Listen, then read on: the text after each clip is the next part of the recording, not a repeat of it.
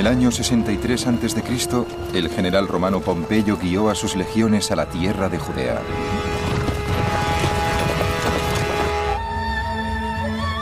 Durante 100 años, Judea había sido una nación independiente, y muchos judíos creían que como pueblo elegido del único Dios verdadero, serían libres para siempre.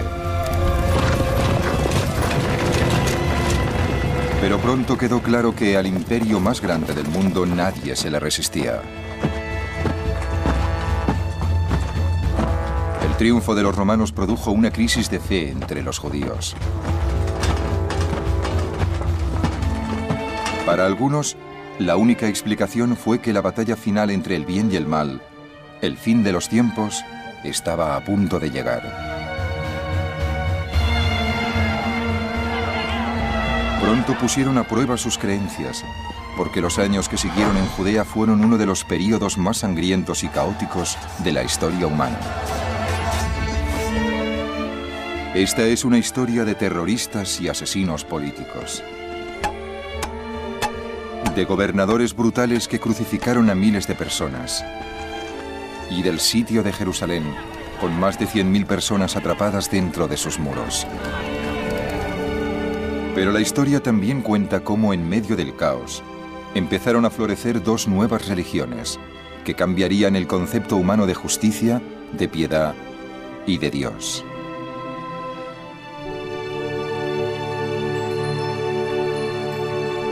El reino de David, la saga de los israelitas. Episodio 3. El fin de los tiempos.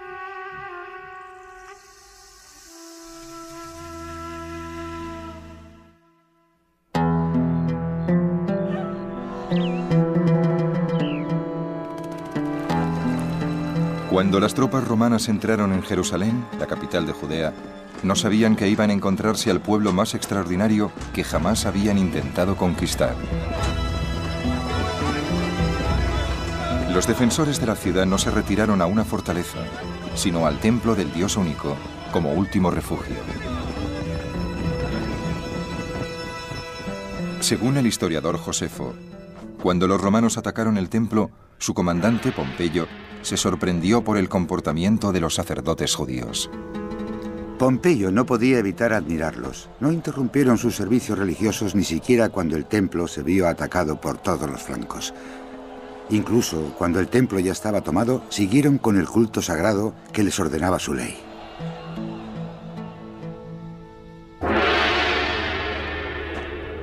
Para los sacerdotes del templo, llevar a cabo los rituales para honrar a su Dios era más importante que su propia vida.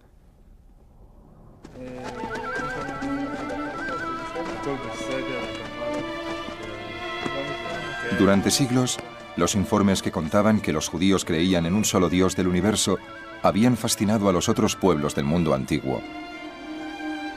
Y el templo de los judíos en Jerusalén era famoso en todas partes por los sorprendentes rituales que llevaban a cabo los sacerdotes para adorar a su Dios.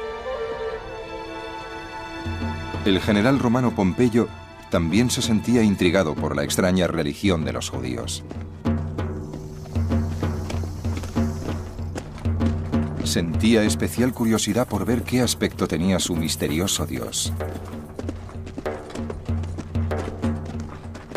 Según Josefo, en cuanto el general romano se hizo con el control de la ciudad, entró en el templo buscando el Sancta Sanctorum, el santo entre los santos, donde decían que vivía el Dios de los judíos.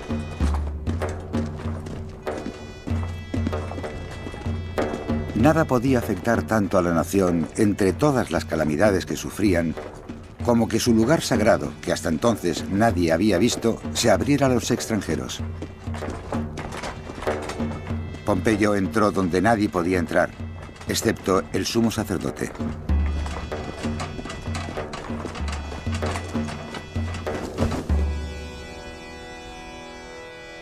En lugar de la gran estatua de mármol o de bronce que esperaba, Pompeyo no vio nada.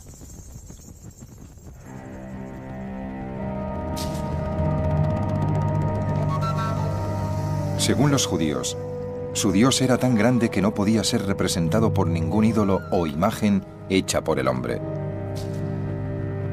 Era un ser sin forma y sin tiempo, presente en todas partes.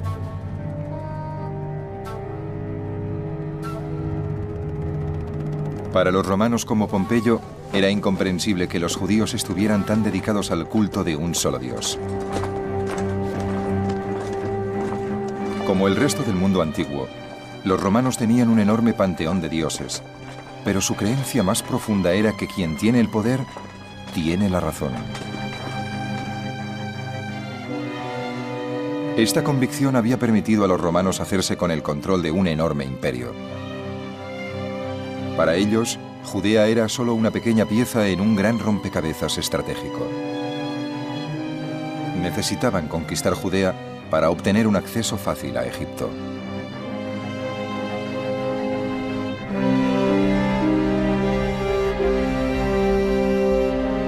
Pero para los judíos, Judea era la tierra prometida que les había dado Dios solo para ellos. Este enfrentamiento de culturas entre los romanos y los judíos les llevó a un conflicto cruel y sangriento que duró 2 siglos. Y lo peor para el pueblo judío fue que el conflicto enfrentó a los judíos entre ellos como nunca había sucedido. Los romanos se hicieron con el poder y eso desató inmediatamente un debate entre los judíos sobre si debían rebelarse contra ellos o no. Y efectivamente, desde el principio hubo grupos de judíos que querían rebelarse y otros que eran más cautelosos y que decían que no hacía falta llegar tan lejos. ¿Y qué pasó? Que estos grupos se pusieron a luchar entre ellos sin parar durante la época del gobierno romano.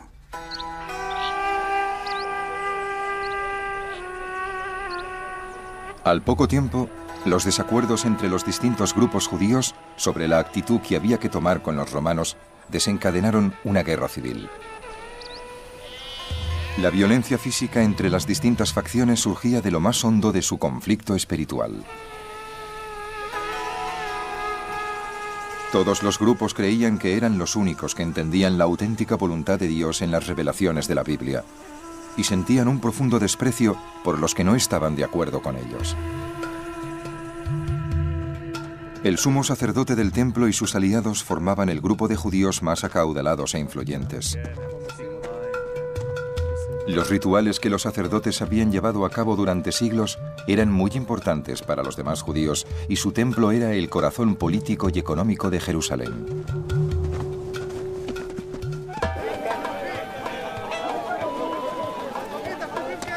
Todos los años, cientos de miles de peregrinos judíos llenaban los mercados de la ciudad para comprar corderos, trigo, vino y aceite y llevarlos al templo como ofrenda.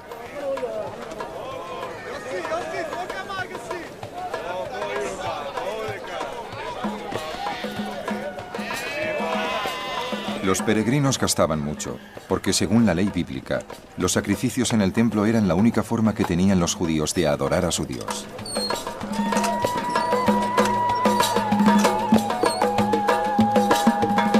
Una vez dentro del templo, los peregrinos entregaban las ofrendas a los sacerdotes, porque eran los únicos a quienes se les permitía mediar entre Dios y la humanidad.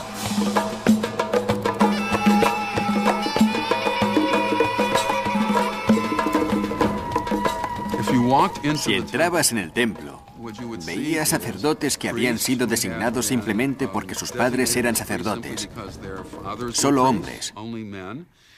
También se veían levitas, es decir, gente cuyos padres eran levitas y que ayudaban a los sacerdotes. Había sacrificios de animales, había sangre, tripas y todos los olores desagradables de un matadero, y se transmitía una auténtica sensación de vida y de muerte.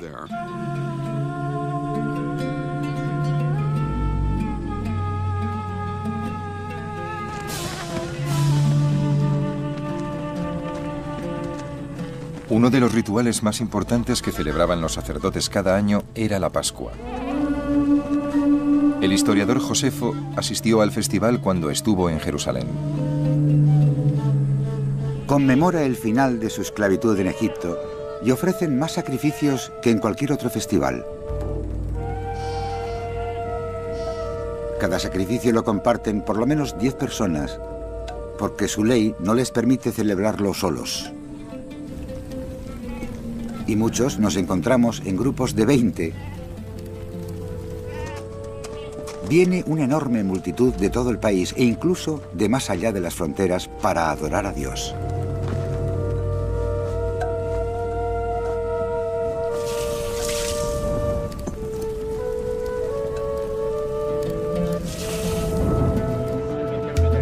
Para el sumo sacerdote y sus aliados, los rituales del templo, como la Pascua, no eran solamente una expresión espiritual, sino una fuente de gran riqueza y poder.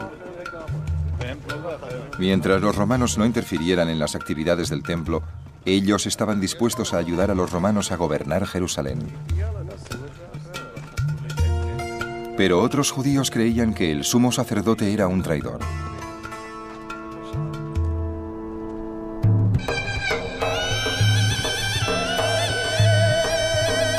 Desde el día en que los romanos tomaron Jerusalén, los rebeldes judíos empezaron a lanzar ataques contra ellos desde sus refugios en las montañas y en el desierto. Creían que si luchaban con valentía, Dios les concedería una victoria milagrosa, como en las antiguas historias bíblicas. Para enfrentarse a los rebeldes, los romanos eligieron a un comandante muy famoso por su ambición sin límite como por su extrema crueldad. Un príncipe árabe llamado Herodes. Herodes es tal vez uno de los personajes más increíbles de toda la historia. ¿Quién era? Para empezar, discuten si era o no judío. Su madre era una princesa árabe, así que no era judío.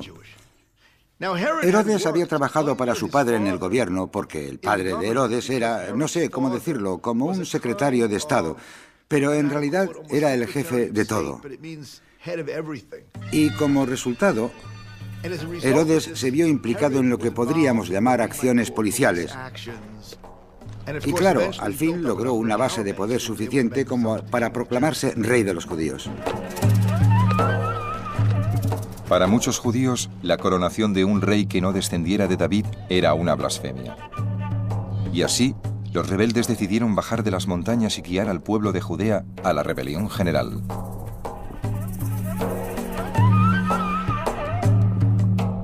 Pero Herodes tenía el apoyo de Roma y, según Josefo, decidió dar un castigo ejemplar a los rebeldes.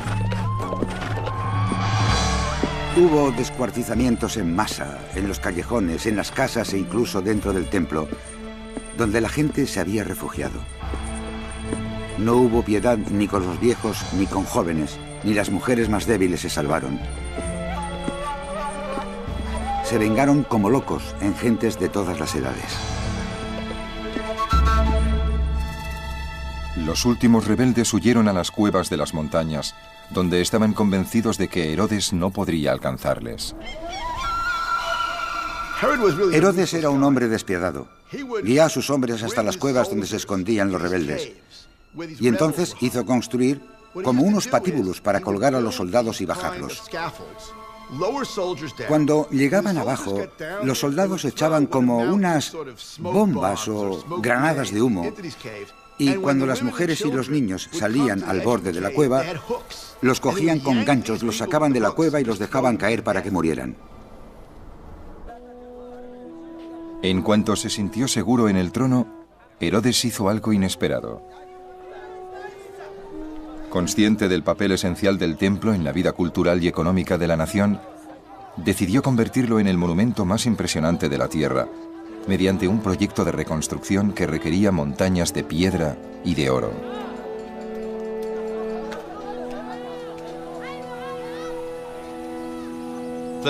El templo de Jerusalén fue la primera maravilla del mundo. Los visitantes acudían a verlo. Para nuestro gusto era demasiado ostentoso, pero era dorado y brillaba. La gente pensaba que era uno de los lugares más hermosos de la tierra. Los gentiles acudían a ofrecer sacrificios y a traer regalos porque pensaban que era un lugar con mucho poder, que representaba algo para ellos, el trono de Dios en la tierra. Y para los judíos, claro, era literalmente eso. Era Dios cuyo trono estaba en la tierra. Pero ningún plan de embellecimiento del templo podía lograr que los rebeldes judíos aceptaran a Herodes como rey de los judíos. Ellos siguieron luchando y Herodes siguió matándolos. Esta violencia inacabable no era una sorpresa para otro grupo de judíos que pensaba que Dios no quería que lucharan contra los romanos, sino que se prepararan para el fin de los tiempos.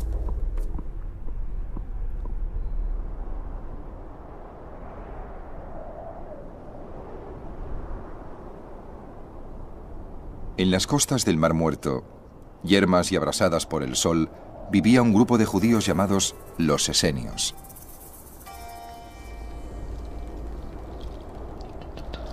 Los esenios se habían retirado de la civilización a un paisaje apocalíptico que les recordaba en todo momento que el fin estaba cerca.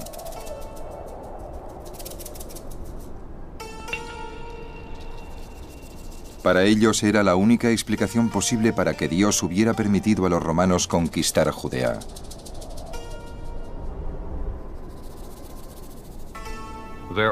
Aquí hay ecos de los tiempos bíblicos que les recordaban que esta era la tierra que Dios había entregado a Israel y la había purgado de extranjeros, y los extranjeros volvían a gobernar.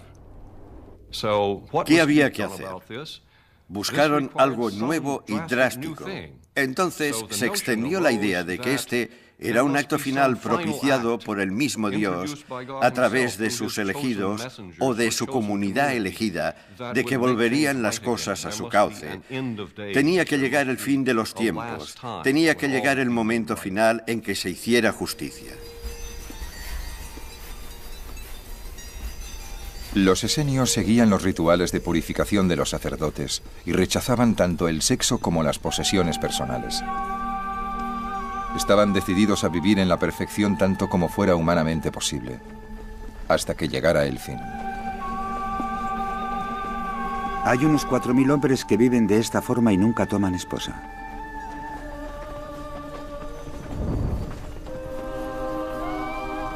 Enseñan la inmortalidad del alma y consideran que merece la pena luchar seriamente para alcanzar el premio de los justos.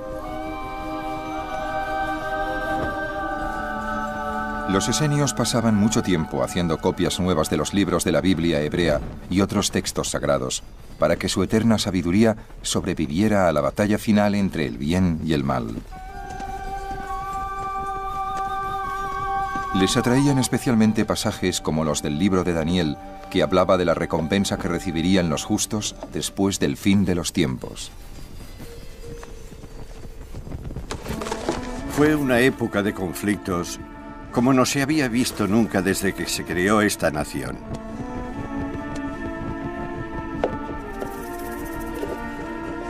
En ese momento, vuestra gente se salvará. Todos los que estén escritos en el libro y los que guíen a muchos a una vida justa serán como las estrellas para siempre. Creían que todo estaba decidido de antemano por Dios y que cuando llegara el fin de los tiempos estallaría una guerra de 40 años entre las fuerzas del bien y las del mal. Ellos eran las fuerzas del bien. Se llamaban a sí mismos hijos de la luz.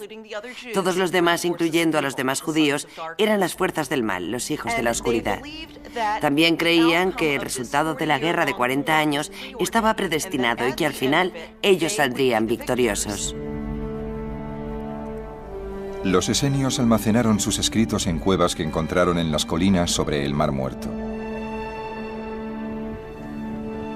Era un plan que demostraba mucha previsión, porque 2 de sus predicciones sí se cumplieron. La época que siguió fue la más terrible y conflictiva que viera la nación. Y los pergaminos del Mar Muerto sobrevivieron.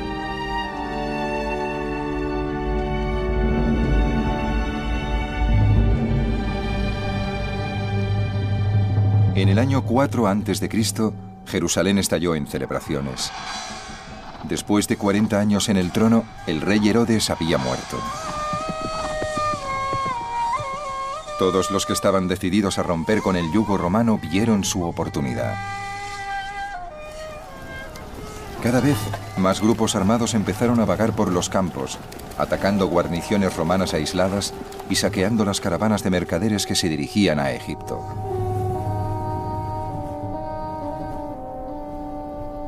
Pero más que contra los romanos, los rebeldes lucharon contra los demás judíos.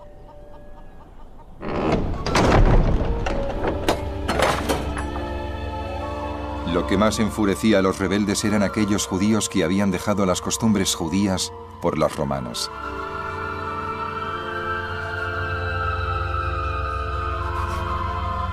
Para los rebeldes, los peores eran los judíos ricos que violaban la ley que Dios entregó a Moisés en el monte Sinaí, tomando como esclavos a otros judíos.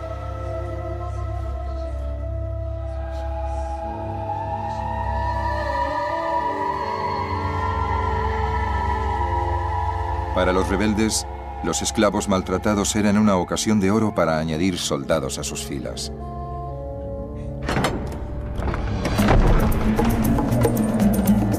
Y así empezaron a saquear una tras otra las propiedades de los judíos ricos, liberando a los esclavos e invitándoles a unirse a la rebelión. Sienten una invencible pasión por la libertad. Para ellos, Dios es el único dueño y Señor. Prefieren sufrir torturas o una muerte terrible o que castiguen a su familia y amigos antes que llamar Señor a ningún hombre.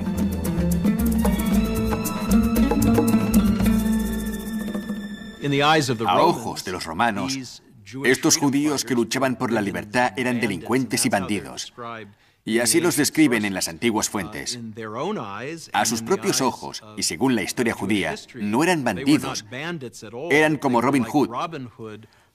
O digamos que eran figuras revolucionarias y héroes de una resistencia contra el opresor extranjero. Pero los rebeldes no tenían poder para derrotar a Roma y solo consiguieron sumir a Judea en el caos. Durante décadas, la región quedó atrapada en un círculo vicioso de represión romana, alzamientos rebeldes y guerras civiles entre judíos.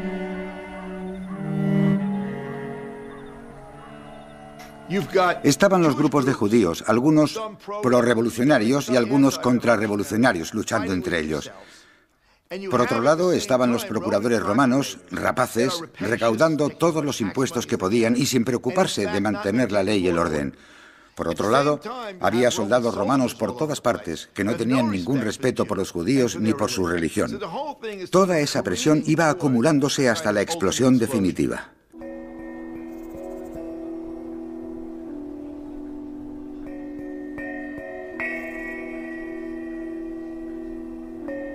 Pero aunque la mayoría de los judíos se desesperaron al ver el desastre que se avecinaba, otros proponían una visión muy distinta del futuro.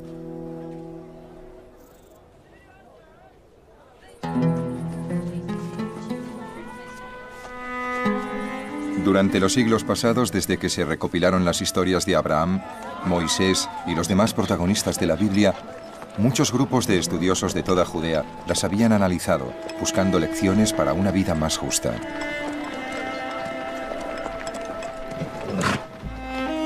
Uno de esos grupos llevaba el nombre de fariseos. El más influyente de los fariseos era Gilel. A diferencia de los rebeldes, Gilel opinaba que tenía poca importancia quién gobernara Judea. Lo importante era vivir la vida con honestidad y ética, y tratar al prójimo con piedad y compasión. La filosofía de Gilel se resumía en 3 cuestiones muy simples. Si yo no me ocupo de mí mismo, ¿quién lo hará? Si solo me ocupo de mí mismo, ¿qué soy? Si ahora no es buen momento, ¿cuándo lo será? Lo que nos enseña Gilel es que todos y cada uno de los seres humanos estamos creados a imagen y semejanza de Dios. Y para mí, lo más urgente es entender ante todo mi propia imagen y luego reconocer mi imagen en los demás. Cuando hayamos construido una sociedad que reconozca la imagen de Dios en todos los seres humanos, tendremos una sociedad justa, moral, compasiva y amable.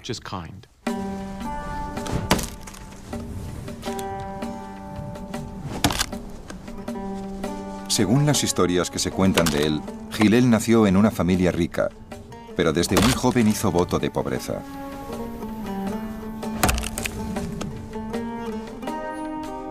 Todos los días Hillel dedicaba la mitad del tiempo a partir leña para mantenerse y la otra mitad a estudiar la Biblia.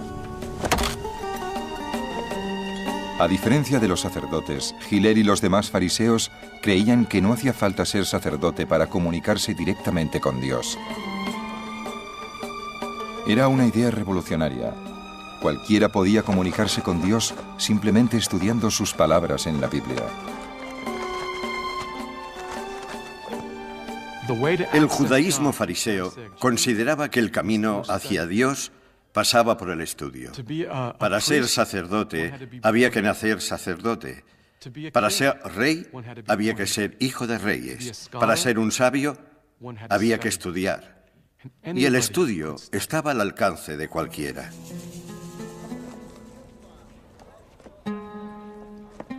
A diferencia de los esenios, los fariseos no creían en retirarse del mundo. Pero ¿cómo vivir moralmente en el mundo romano, donde quien tiene el poder tiene la razón? Fue un tema muy debatido entre Hillel y su gran rival, Shammai. Según cuenta una historia, un hombre se burló un día de dos fariseos pidiéndoles que le enseñaran la Torá a la pata coja. Shammai, muy enfadado, le dijo que se fuera. Luego el hombre se acercó a Hillel y le dijo: enséñame toda la Torá a la pata coja. Hillel le dijo: lo que a ti te parezca odioso, no se lo hagas a los demás. El resto son aclaraciones. Ahora ve a estudiar. Lo que hizo Hillel fue resumir con éxito toda la tradición en una sola frase, por decirlo así. La frase es que si quieres servir a Dios, tienes que tratar a la gente como Dios manda. No puedes demostrar que amas a Dios si odias a la gente. La visión de Hillel sobre el judaísmo influenció a muchos otros en los años siguientes, incluyendo a un joven carpintero de Nazaret.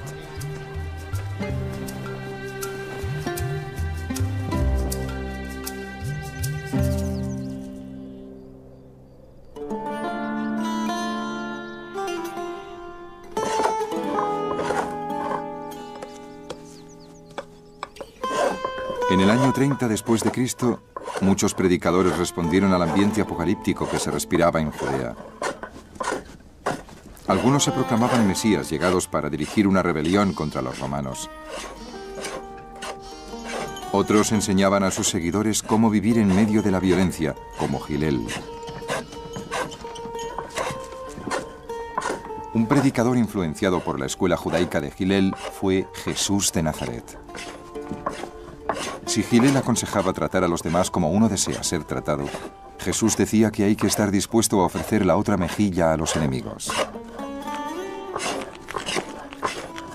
La mayor parte de la ética de Jesús, las hermosas ideas que se leen en el Sermón de la Montaña o de la llanura, según la versión que elijas, son las ideas éticas de las que hablaban los rabinos fariseos como Hillel y Shammai.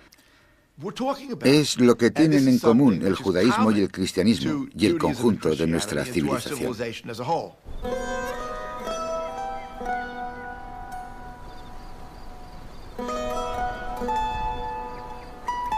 En su sermón más famoso, en lo alto de una colina sobre el mar de Galilea, Jesús dijo a sus discípulos cómo debían responder al caos que les rodeaba. Bienaventurados los mansos, porque ellos heredarán la tierra. Bienaventurados los compasivos, porque serán compadecidos. Bienaventurados los puros de corazón, porque ellos verán a Dios. Bienaventurados los pacificadores, porque serán reconocidos como hijos de Dios.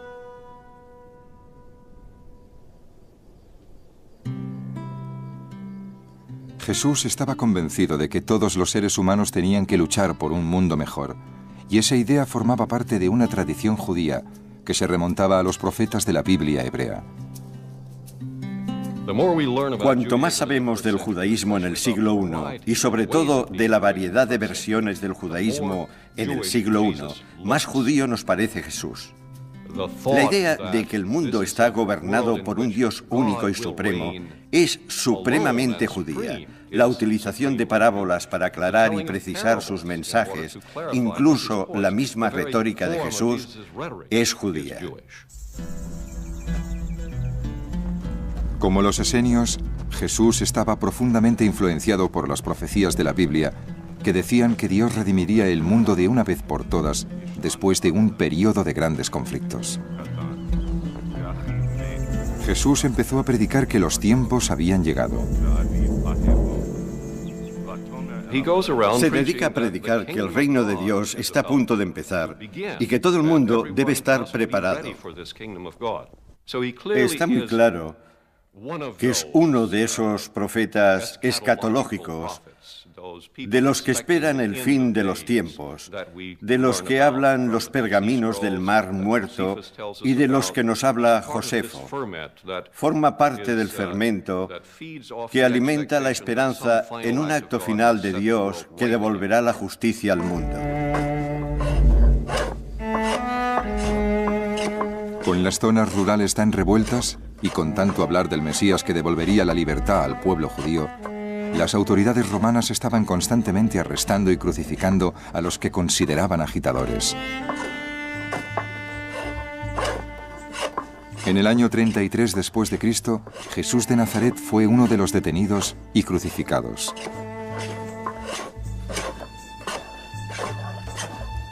A ojos de los romanos, era otro aspirante a Mesías que ya nunca encabezaría una rebelión.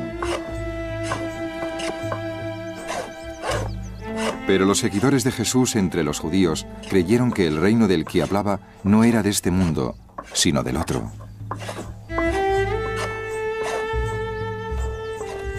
De momento, esos judíos, que luego se llamarían cristianos, eran uno más de entre los muchos grupos de judíos que intentaban entender el sangriento y caótico mundo de Judea en el siglo I después de Cristo.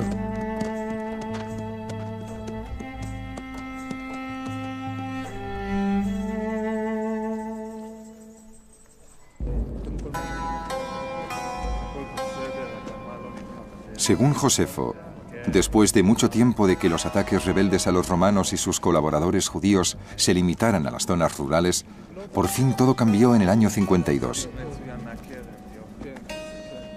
Apareció un nuevo grupo de rebeldes decididos a llevar la lucha hasta Jerusalén. Apareció un nuevo grupo llamado Sicari que asesinaban a la gente a pleno día y en el corazón de la ciudad. Para los sicari, cualquiera que no luchara contra los romanos era un colaborador y por lo tanto merecía la muerte. Les llamaban los sicari por las dagas largas y delgadas que usaban en sus ataques.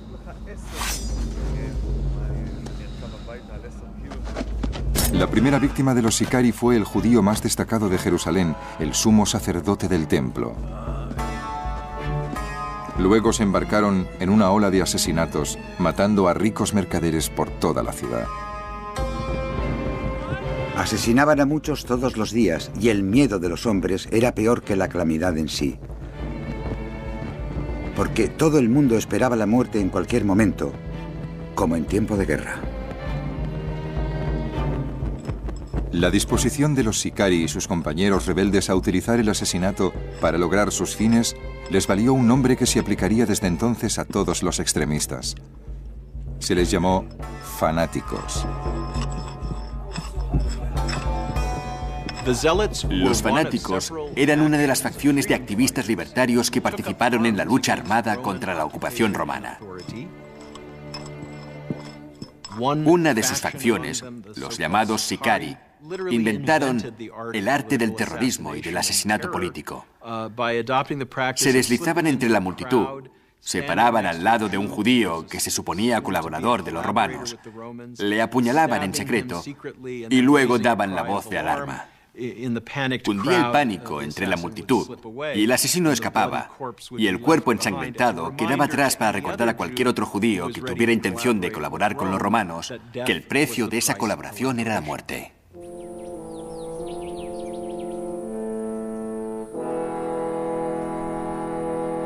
Con los rebeldes dispuestos a rebelarse y los demás judíos convencidos de que sería una insensatez rebelarse contra Roma, el pueblo de Jerusalén no podía estar más dividido.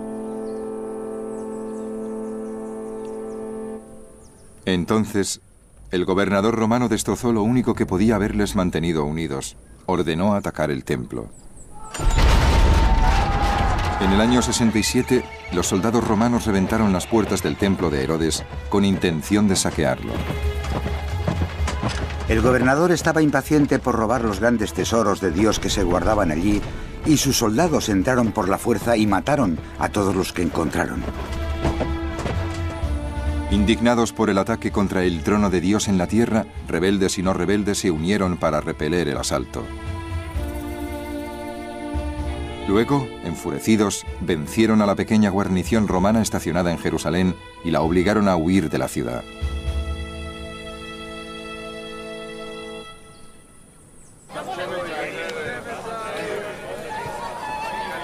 Cuando Jerusalén se vio de repente libre de los romanos, mucha gente en la ciudad se dejó llevar por la euforia. El sueño de los fanáticos, la Judea independiente, parecía tentador y asequible.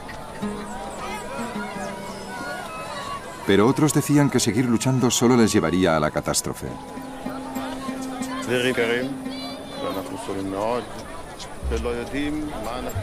Un seguidor de Hillel llamado Yohanan ben Zakkai era uno de los que más apasionadamente defendían la paz. Aun a riesgo de que los fanáticos le convirtieran en objetivo de asesinato, Yohanan dijo a sus estudiantes que no importaba quién gobernara Judea, lo que importaba era quién gobernaba en sus corazones. Decía que lo que más complacía al Todopoderoso no era el fanatismo, sino algo mucho más simple: la misericordia y la compasión que mostraran al prójimo.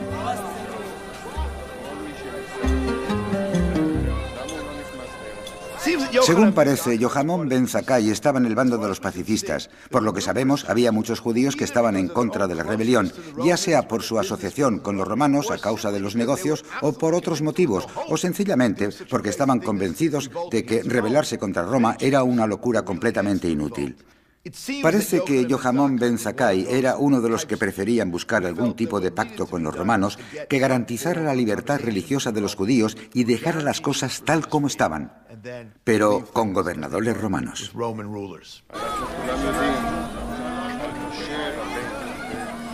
Pero Jerusalén aún no estaba listo para la visión que tenía Yohanan del judaísmo. Desde las escaleras del templo, los fanáticos hicieron una declaración pública de guerra contra Roma. Convencidos de que estaban locos, muchos otros judíos decidieron tomar las armas para detener a los fanáticos. En este punto empezaron las escaramuzas entre estos judíos y los judíos rebeldes que se habían refugiado entre ellos, y en algunos puntos se luchaba casa por casa. Había barrios enteros que pertenecían a una facción o a otra, y por las calles corrían ríos de sangre. Después de una cruel guerra civil que duró una semana, los fanáticos se alzaron con la victoria. Y lo celebraron prendiendo fuego a la ciudad. Los fanáticos prendieron fuego a la casa del sumo sacerdote y a los palacios. Luego llevaron el fuego al lugar donde se guardaban los registros y quemaron todos los contratos, disolviendo así todas las deudas. Lo hicieron también para convencer a la multitud de pobres que debía dinero al templo de que se uniera a la insurrección.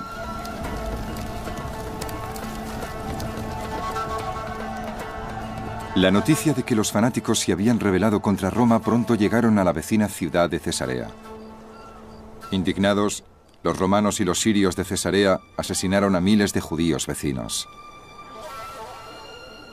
En venganza, los judíos empezaron a matar a los sirios y romanos que vivían entre ellos.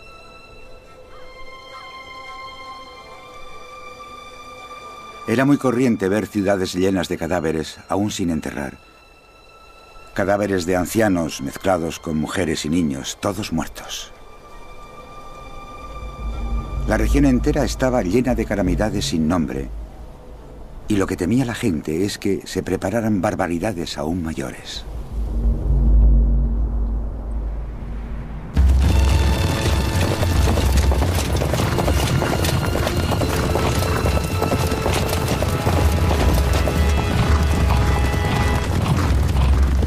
Los romanos estaban decididos a sofocar la rebelión antes de que a otros pueblos de su vasto imperio se les ocurriera disputar su dominio. Enviaron a su mejor general, Vespasiano, a Judea con un ejército de más de 60.000 hombres.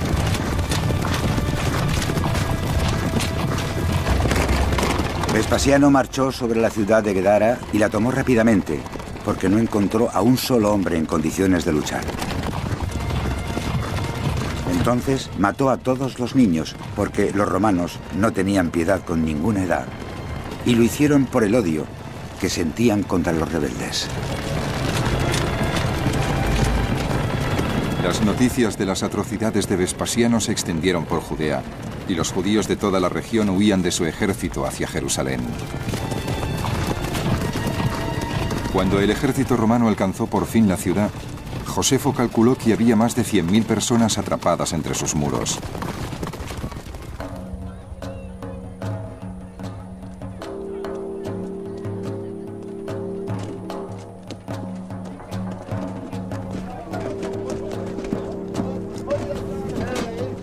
Los romanos instalaron sus campamentos a la vista de la ciudad, con la esperanza de que la sola visión de su poder militar convenciera a la gente de Jerusalén de que debían rendirse.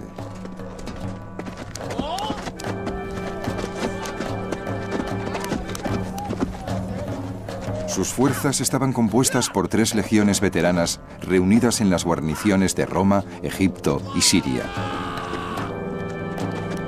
Llegaban armados con catapultas, arietes y máquinas de sitio, temibles armas de guerra que les habían ayudado a conquistar el mundo desde Inglaterra a Persia.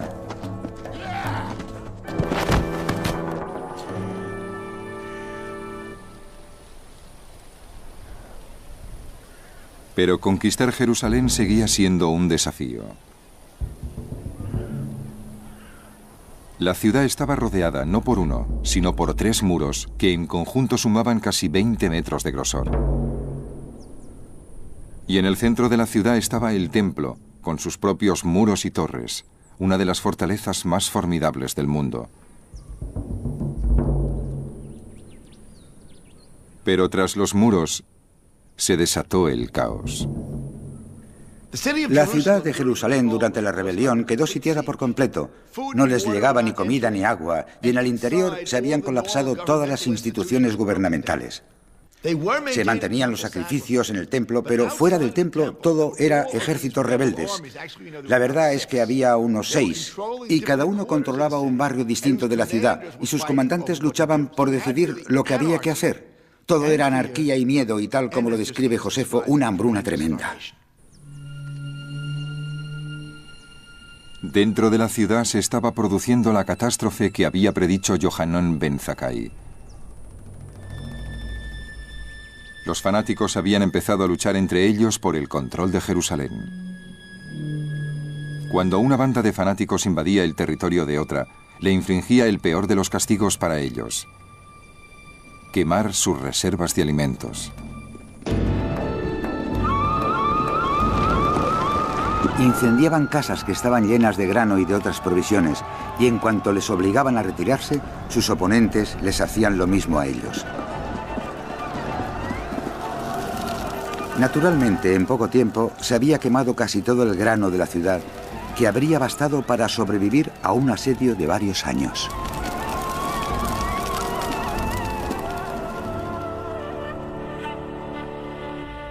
Al quedar diezmadas las reservas de alimentos, muchos decidieron que su única esperanza era huir de Jerusalén. Pero los fanáticos creían que Dios deseaba que toda la nación se enfrentara unida a los romanos. Proclamaron un edicto según el cual el que intentara salir sería considerado un traidor y ejecutado. En muchos sentidos, es lo mismo que hacen los militares en cualquier sociedad de nuestros tiempos, como los que siguen los preceptos de la yihad islámica, o, por ejemplo, los que vimos en Bosnia. En otras palabras, estos grupos deciden que la única forma de actuar es con medios militares. Esa fue una época espantosa para todos los judíos de Jerusalén, porque la mayor parte no era fanática. A medida que avanzaba el sitio, la situación dentro de Jerusalén se hacía más y más desesperada. Muchos morían de hambre y soportaban miserias inenarrables, porque si aparecía la más mínima sombra de alimentos en cualquier parte, estallaba una guerra. Y los amigos más queridos se peleaban entre ellos por la comida. Pronto, mucha gente se vio tan desesperada que prefirió arriesgarse a morir a manos de los fanáticos. Se escurrían por alguna puerta poco conocida de la ciudad para recoger hierbas para comer.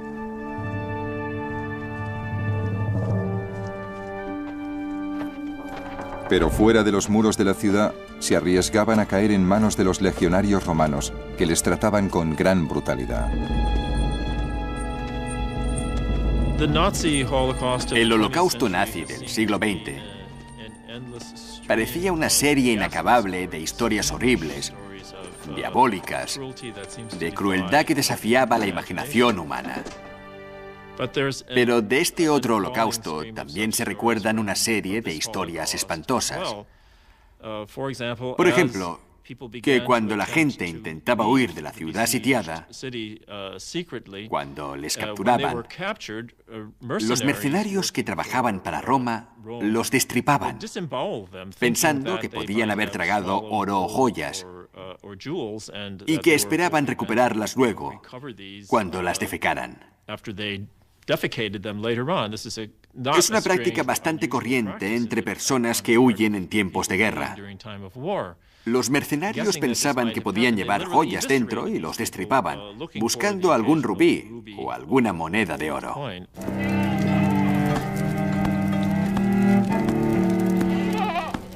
Los romanos también tomaban a muchos hombres, mujeres y niños que capturaban y crucificaban.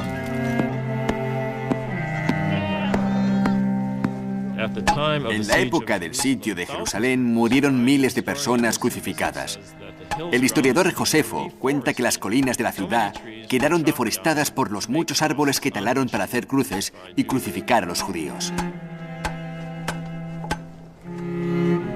Josefo también describe lo que yo llamaría crucifixiones de terror.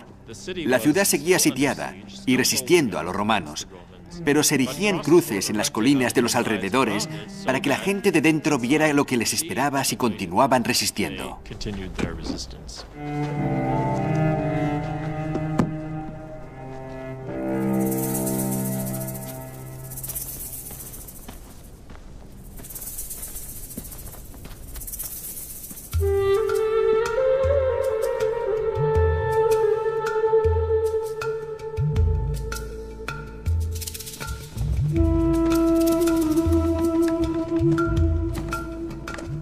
La gente de Jerusalén, obligada a elegir entre la tortura a manos de los romanos o la muerte por hambruna a manos de los fanáticos, cayó en la desesperación total.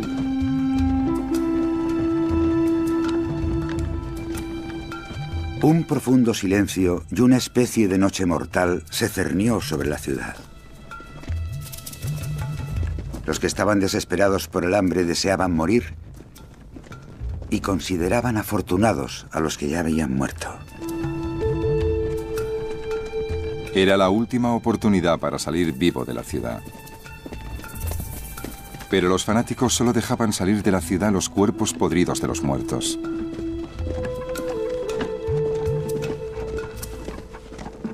Entonces, una noche llegó una procesión a las puertas de la ciudad. Eran un grupo de estudiantes cargando el cuerpo de Yohanan ben Zakkai, que había predicado la paz en vez de la guerra. Según el libro judío de la tradición y la ley, el Talmud, los fanáticos sospecharon. Algunos guardas preguntaron, ¿quién es este? Los discípulos contestaron, un cadáver. ¿Es que no sabéis que los cadáveres no pueden guardarse en Jerusalén toda la noche? Entonces, uno de los fanáticos decidió clavarle una daga al cadáver. Pero uno de los discípulos se lo impidió diciéndole, ¿quieres ser recordado como el hombre que perforó el cadáver del maestro? Y abrieron las puertas para dejar salir el ataúd y salió de la ciudad. El truco de los estudiantes había funcionado. Una vez fuera, Yohanan se levantó vivo y coleando del ataúd, donde iba rodeado de carne podrida. Y huyó rápidamente de Jerusalén. Yohanan estaba convencido de que los rebeldes muertos de hambre ya no podían defender ni la ciudad ni el templo. Y decidió que la supervivencia del judaísmo descansaba sobre sus hombros.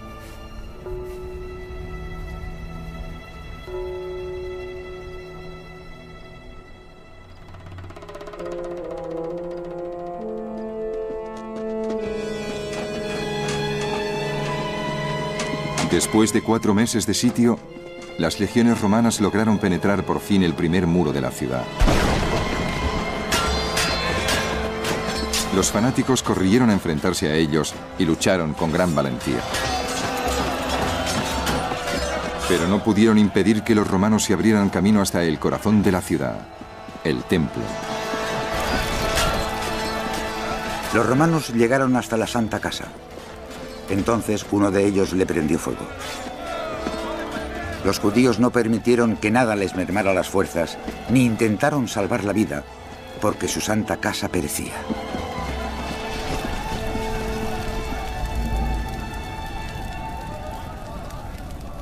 El trono de Dios en la tierra, y el único lugar donde se le podía adorar según la Biblia, quedó arrasado por los romanos.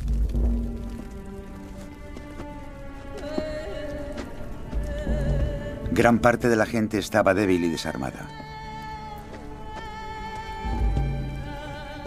Y los romanos les degollaban en cuanto los cogían. En el templo, alrededor del altar, se apilaban los cadáveres. Y por los escalones corría gran cantidad de sangre.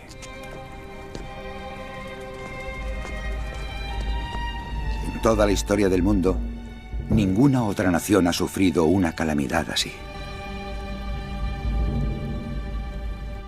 La destrucción del templo en el año 70 fue la catástrofe más grande y el mayor trauma para el pueblo judío, diría yo, hasta nuestros tiempos del Holocausto. Era el centro de la vida económica del pueblo judío, como si la Reserva Federal se alojara en el templo.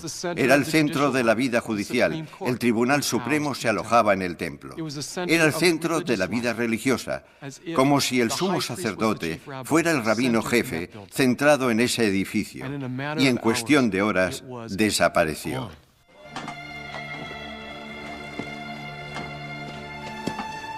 Cuando se destruyó el templo, nos quedamos sin nada. No había ninguna otra rama de gobierno, porque todo estaba invertido en los sacerdotes, y en el sumo sacerdote, y en el templo.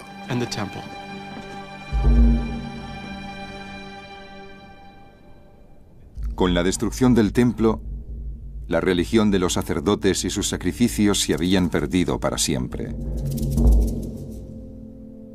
¿Cómo sobrevivirían el judaísmo y los judíos?